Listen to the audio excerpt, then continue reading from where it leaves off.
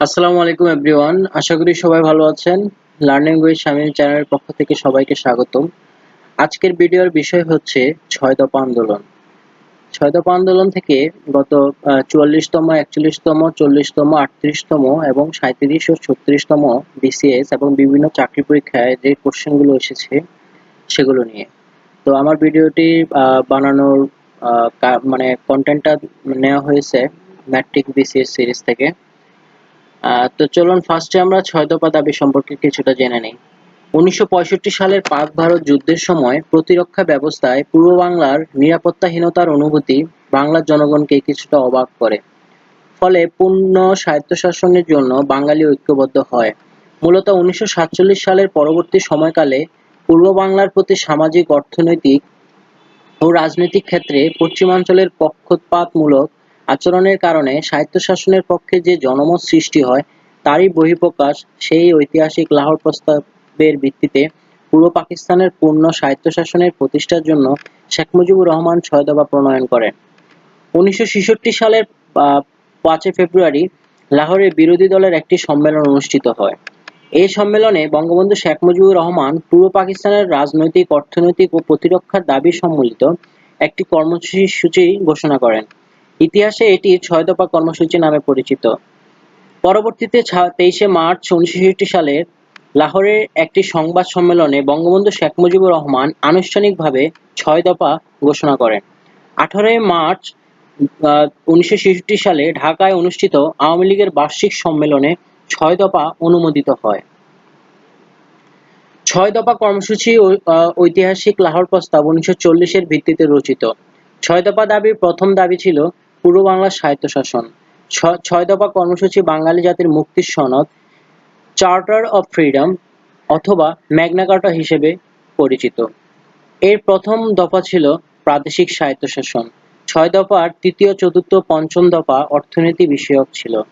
দফাগুলো নিম্নরূপ: ১.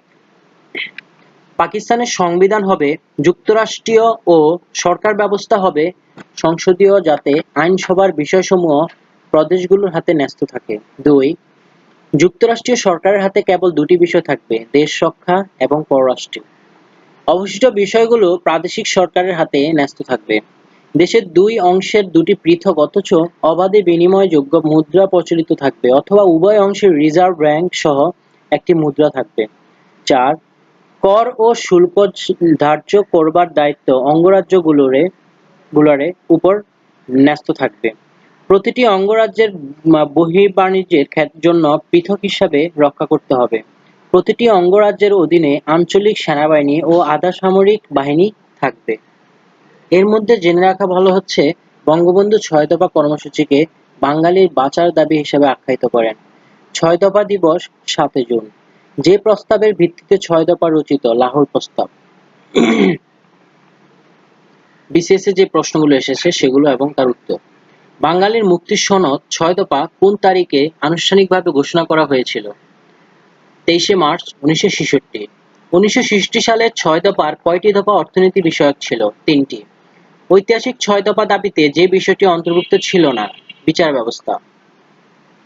আওয়ামী লীগের ৬ দফা পেশ করা হয়েছিল ১৯৬৬ সালে। ঐতিহাসিক ৬ দফা ঘোষণা করা হয় ১৯৬৬ সালের ফেব্রুয়ারিতে।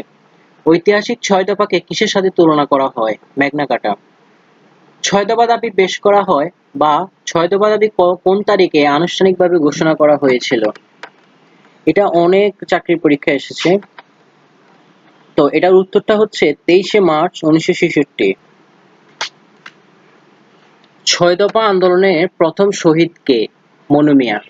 ৭ জুন তেজগাঁওয়ে বেঙ্গল বেভারেজের শ্রমিক সিলেটের মনু মিয়া পাকিস্তান স্বৈরশাসকের গুলিতে প্রাণ হারায়।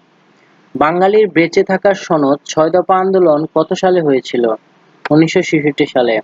আওয়ামী লীগের ঐতিহাসিক ৬ দফা এর প্রথম দফা কোনটি? প্রাদেশিক স্বায়ত্তশাসন। ৬ দফা কর্মসূচি ঘোষণা করেন কে? বঙ্গবন্ধু শেখ মুজিবুর রহমান।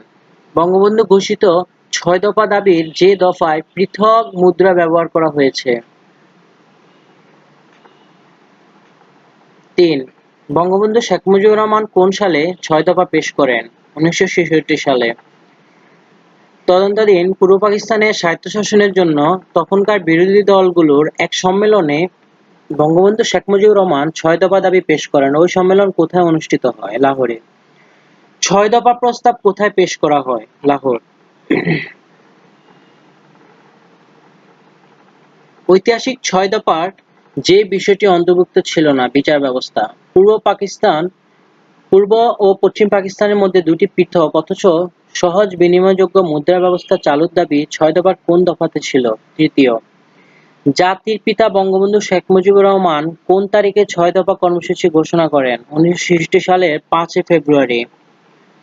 কোন কর্মসূচি বাঙালি জাতির মুক্তির সনদ হিসেবে পরিচিত? ৬ দফা কর্মসূচি। বাঙালি জাতির মুক্তির সনদ হলো ৬ দফা। ঐতিহাসিক ৬ দফা দিবস কবে? ৭ জুন। ১৯৬৬ সালে বঙ্গবন্ধু শেখ মুজিবুর রহমান প্রদত্ত ৬ দফা দাবি সংক্রান্ত পুস্তিকাটির নাম কি ছিল? ৬ দফা আমাদের বাঁচার দাবি। জাতির জনক বঙ্গবন্ধু শেখ মুজিবুর রহমান কবে ও কোথায় ৬ দফা ঘোষণা করেন? ২৩ মার্চ ১৯৬৬ সালে লাহোরে। Main object of 6-point program declared in 1996 was 1966 সালে ৬ দফা ঘোষিত কর্মসূচির মূল বক্তব্য কি ছিল? অটোনমি অফ ইস্ট পাকিস্তান বা পূর্ব পাকিস্তানের স্বায়ত্তশাসন। ৬ দফার সবচেয়ে গুরুত্বপূর্ণ তাৎপর্য হলো বাঙালি জাতীয়তাবাদের ধারণা বিকাশ। নিচের কোন কর্মসূচিকে ম্যাগনা কার্টা হিসেবে গণ্য করা হয়? ৬ দফা। তো এই হচ্ছে আমাদের ৬ দফা নিয়ে বিভিন্ন চাকরি পরীক্ষায় আসা MCQ গুলা। তো আশা করি সবার ভালো লাগবে ভিডিওটা ভালো লেগে থাকলে অবশ্যই লাইক, কমেন্ট এবং শেয়ার করবেন। Thank you everyone.